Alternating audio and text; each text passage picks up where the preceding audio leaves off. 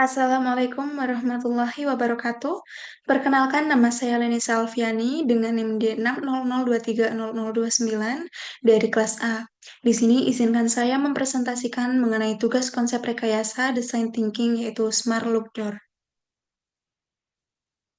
Smart Look Door, dalam era digital saat ini, kebutuhan akan keamanan yang lebih baik di rumah dan tempat kerja semakin meningkat.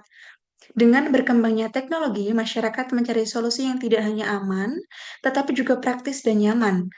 Smart Look Door menjadi salah satu inovasi yang muncul sebagai respon terhadap kebutuhan ini dengan menggabungkan teknologi canggih dan desain yang menarik. Smart Look Door menawarkan cara baru untuk mengontrol akses ke ruang pribadi. Perkembangan Internet of Things telah membuka peluang baru dalam bidang keamanan rumah. Smartlock tidak hanya menyediakan sistem penguncian yang lebih baik, tetapi juga mampu berintegrasi dengan perangkat pintar lainnya seperti kamera keamanan dan juga sistem alarm. Hal ini memungkinkan pengguna untuk mengawasi dan mengelola akses ke rumah mereka dengan lebih efisien. Kemudian, yang melatar belakangi yaitu satu, perkembangan teknologi keamanan, di mana Smart Lock Door ini mengintegrasikan teknologi digital dengan sistem kunci muncul sebagai solusi modern terhadap masalah keamanan. Dengan meningkatnya kejahatan dan pencurian, kebutuhan akan sistem keamanan yang lebih canggih semakin dibutuhkan.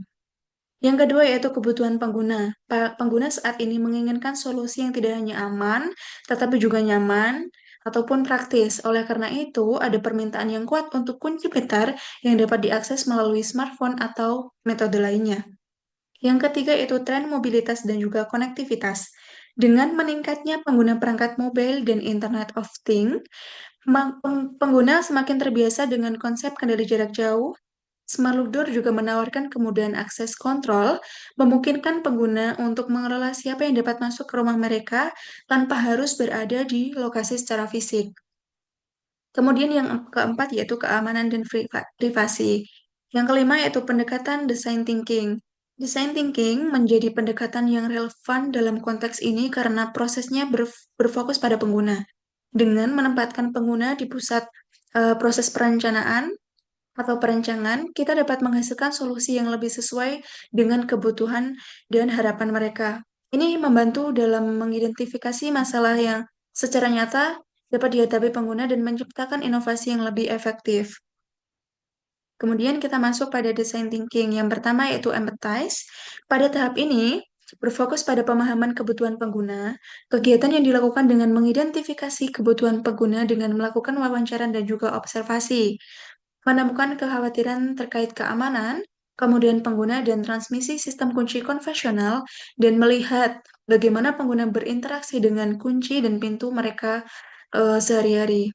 Kemudian ada define. Di tahap ini, kita mendefinisikan masalah yang ingin diselesaikan berdasarkan masalah yang dirumuskan dengan jelas, seperti kebutuhan akan akses cepat, sistem yang aman, dan integrasi dengan teknologi modern. Sebagai contoh, ada keamanan yaitu pengguna merasa tidak aman dengan kunci tradisional yang mudah dibobol. Yang kedua yaitu kemudahan akses, pengguna sering kesulitan mengingat atau membawa kunci fisik. Dan juga kontrol akses, yaitu pemilik properti ingin mengelola akses untuk tamu atau penyewa dengan mudah. Kemudian pada ide, menghasilkan ide-ide kreatif untuk solusi. Beberapa ide yang muncul yaitu akses melalui smartphone, penggunaan aplikasi untuk membuka kunci pintu, fitur pengenalan wajah atau sidik jari menambahkan keamanan ekstra dengan biometrik dan juga pemberitahuan real time atau notifikasi ketika pintu dibuka atau ditutup. Kemudian ada prototype. Prototype ini membuat untuk menguji ide yang telah dihasilkan. Pembuatan model awal dari Smart Look memungkinkan pengguna untuk menguji dan memberikan umpan balik mengenai fungsionalitas dan juga desainnya. Beberapa prototipe mungkin termasuk model fisik yaitu membuat kunci pintar dengan fitur dasar. Aplikasinya yaitu mengembangkan aplikasi sederhana yang dapat terhubung dengan prototipe kunci.